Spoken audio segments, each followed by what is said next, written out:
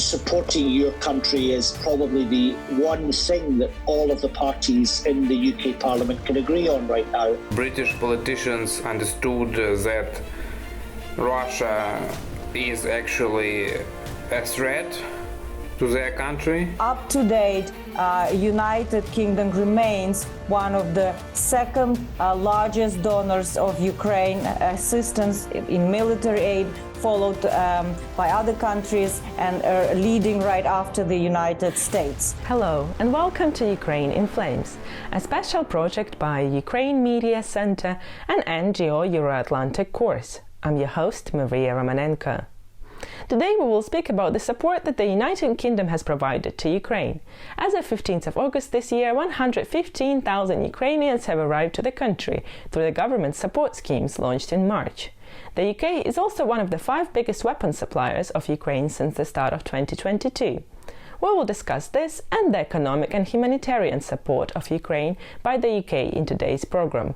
So if you want to find out more about this, please continue watching this video and subscribe to our channel so that you don't miss our videos in the future. First, I am delighted to give the floor to the British MP, chair of the All-Party Parliamentary Group on Drones and Modern Conflict, and the recipient of the Ukrainian Order of Merit of the III Class Stewart Mcdonald, who is not only my friend, but a friend of the whole of Ukraine. He will explain the economic, political and diplomatic support provided by the UK to Ukraine. The challenges in terms of just keeping some of the basic functions of a wartime state going are huge and expensive. And I've been quite pleased with the way that the government has been supporting, the UK government has been supporting Ukraine, again in the context of greater support and collaboration from institutions like the European Union, the US, for example, as well, the World Bank, kind of global institutions like that. And then political, diplomatic support. You know, for all I am, was and remain a great critic of Boris Johnson, but I think it's fair to say that, you know, during his time as Prime Minister, as well as getting military and economic support for Ukraine right, I know that he just helped ensure the issue was politically highly alive and charged internationally. I think military, economic, political support have been enormously important. There is one area where I think the UK could have done much better, and certainly I always pressed it to do better along with many others, and that was around support for refugees. I think that in the context of the rest of the European continent, or certainly the European Union, just opening their doors to Ukrainians with as minimal hurdles and bureaucracy as possible, for whatever reason, or reasons I wasn't convinced by, the UK government decided to put all kinds of hurdles in people's way when all they needed was a safe place to get to flee a war of imperial intent, and a war that, as we have seen over the past few months, certainly has breached the Genocide Convention. We put all kinds of unnecessary bureaucratic and administrative hurdles in front of people, all kinds of requirements that they shouldn't have been, they shouldn't have needed to go through, and indeed didn't have to go through in other European countries, including our neighbouring Ireland, for example.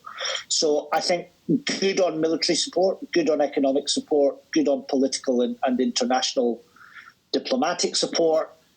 Could have done much, much better in terms of allowing those fleeing the war into the country in a much easier and, bluntly, more generous type of way. There's been a lot this year, not just because we've changed government. We're on our 3rd Prime Minister this year. We have a new head of state following the death of the late Queen. I think across all the sweep of that, Ukraine, support for Ukraine and understanding the urgency on Ukraine has been solid. And I would go so far as to say, and I said this when I was in Ukraine back in September, supporting your country is probably the one thing that all of the parties in the UK Parliament can agree on right now. And I don't see any prospect of that changing, to be honest. If anything, I think we will continue to constantly assess and seek out opportunities to do more for Ukraine. I mean, I am worried, and I published a paper a few weeks back outlining my concern about Ukraine fatigue, as it's being called, becoming a thing in Western countries. I wasn't particularly talking of the UK, but as a politician here in the UK, I think it's something we have to be mindful of. I think UK public support remains extremely strong, as does Western unity remain extremely strong. But with things like higher energy costs, inflation, interest rates, and all kinds of economic crises manifesting themselves in different ways across Western countries, I think being mindful of Ukraine fatigue is a healthy place for us to be in. We have to continuously make that case to the public. We have to keep on telling the public why supporting Ukraine is important, why it's the right thing to do, and why it's in our interest to do that, as well as being the morally correct thing to do.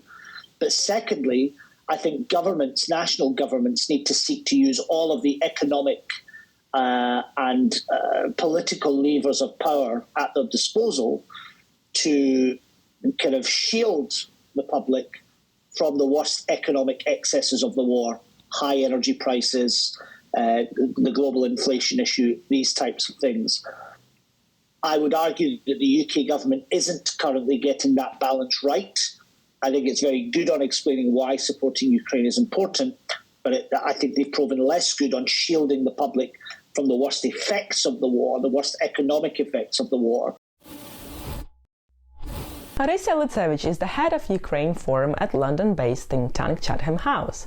She will break down the UK's military support of Ukraine, the support of the war refugees from Ukraine, and answer the question about why the UK supports Ukraine so much. From the first days of invasion and even ahead of invasion, United Kingdom was very vocal about expressing the real goals of Russian aggression against Ukraine. And we have seen, even before the invasion on the 17th of January, a quite powerful article by the Secretary of Defense, Ben Wallace, saying that Russia has no truth on its side when it says that NATO is threatening Russian Federation, that Ukraine is not a real state, and that Russia has entitlement for its own sphere of influence. Why United Kingdom is supporting Ukraine? Partially because it coincides with these national interests and its newly revised national security strategy, where Russia is seen as an immediate threat on the European continent. And helping Ukraine win over Russian aggression would mean that Russia would be weaker, that it would be less capable of projecting escalatory dominance on the European continent, and it would start an end of Putin's doctrine of revanchism and this imperial territorial grabs. We have seen United Kingdom providing support from the early days, the anti-tank missiles, the handheld devices, and up to date, United Kingdom remains one of the second largest donors of Ukraine assistance in military aid, followed by other countries and leading right after the United States. It has provided not only military assistance, but also financial and microfinancial assistance. And the fact that it is actually quite diligent in delivering on its commitments, because we do see funding, when it's committed, arriving to Kyiv quite fast. What we've also seen throughout this invasion is that presence of senior leadership, frequent visits to demonstrate solidarity. But also, UK was the first European country to clearly say that Putin must fail in Ukraine. And it was Boris Johnson who wrote quite a powerful op-ed in the New York Times outlining 7 steps that are needed to take in order for Putin to fail in Ukraine. So we do see this continuity. We do see the new Prime Minister Sunak committing. Again, the caveat is that this is a very high-intensity armed conflict. We do know that just in 2 days over the summer, Russia used so much munitions that is equal to the whole stock of what United Kingdom has. And this means that the military industry here in the United Kingdom should get contracts and orders from UK government. In addition to direct military assistance, there is quite large training mission deployed in the United Kingdom with other partner NATO nations, where Ukrainian soldiers are receiving training. There are over 1,000 instructors who are working with Ukrainian servicemen and women in order to train and equip them to meet Russian soldiers on the ground in combat. And there has been quite positive feedback from Ukrainian armed forces about the quality of that training. The most recent numbers that I have, more than 10,000 Ukrainian soldiers are trained here in the United Kingdom. Another thing that really showed up this time with this full-fledged invasion is that British society at large has supported Ukrainians by opening their homes, hosting Ukrainians. There are over 60,000 Ukrainians who are now residing in the United Kingdom with a right to work and study. They are receiving under the scheme called Homes for Ukraine, a 3-year residence permit. They can work, study here. Their children have access to education, medical care, and also they are receiving social assistance from the state until they get on their feet, find jobs, learn language.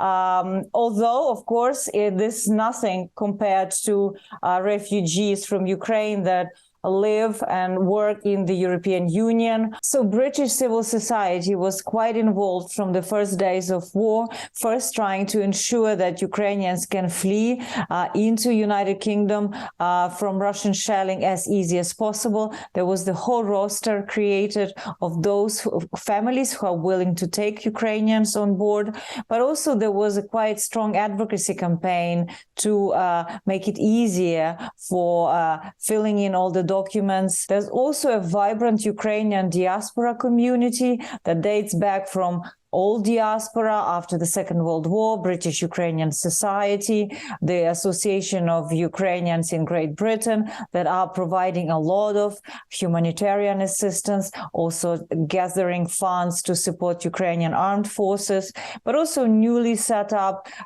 institutions such as British-Ukrainian Aid, Ukrainian Institute London that is affiliated with the Ukrainian Catholic University that is working both to promote Ukrainian cultural life, expose Russian war crimes, host discussion about decolonizing culture and narratives, and why this war is the war of imperialism. So there's a lot of work related to public awareness of this causes of this war.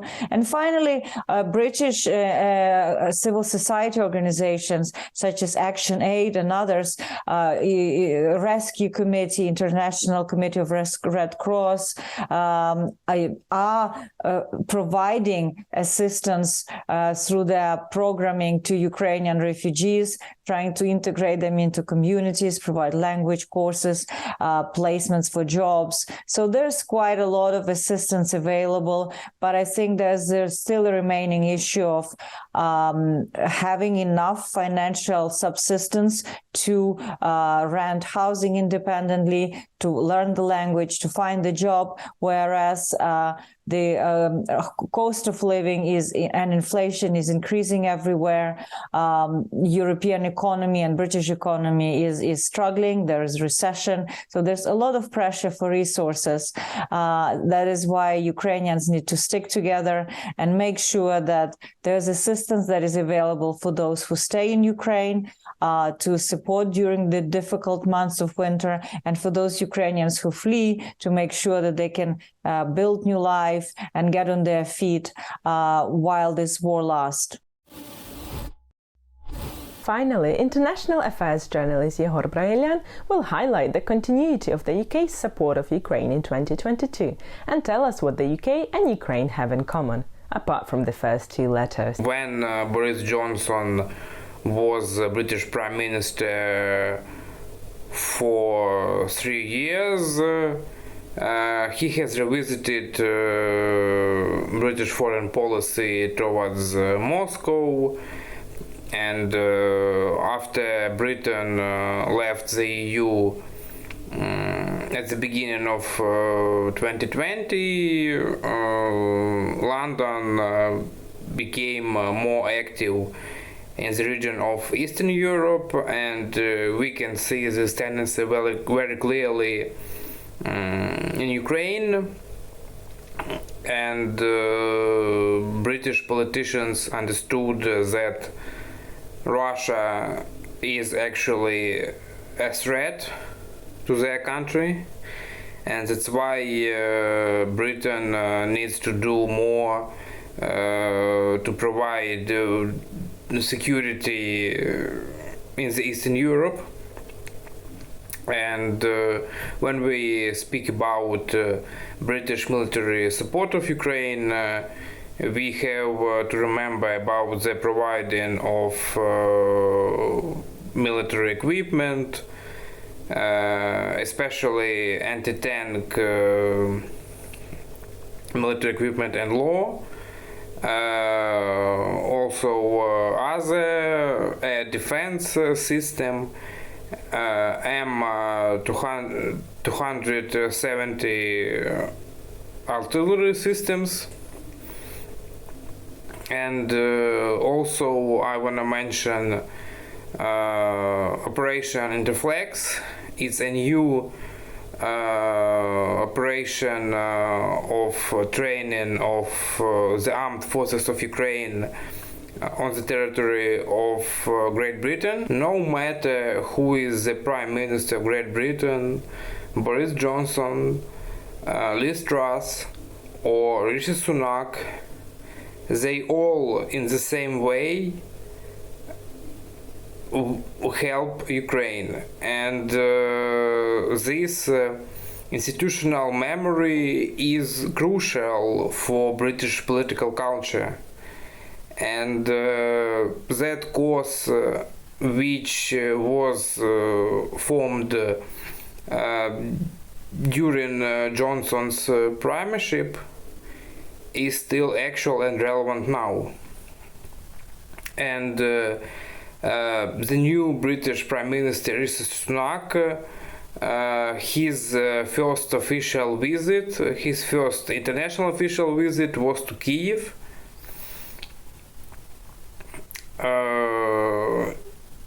At late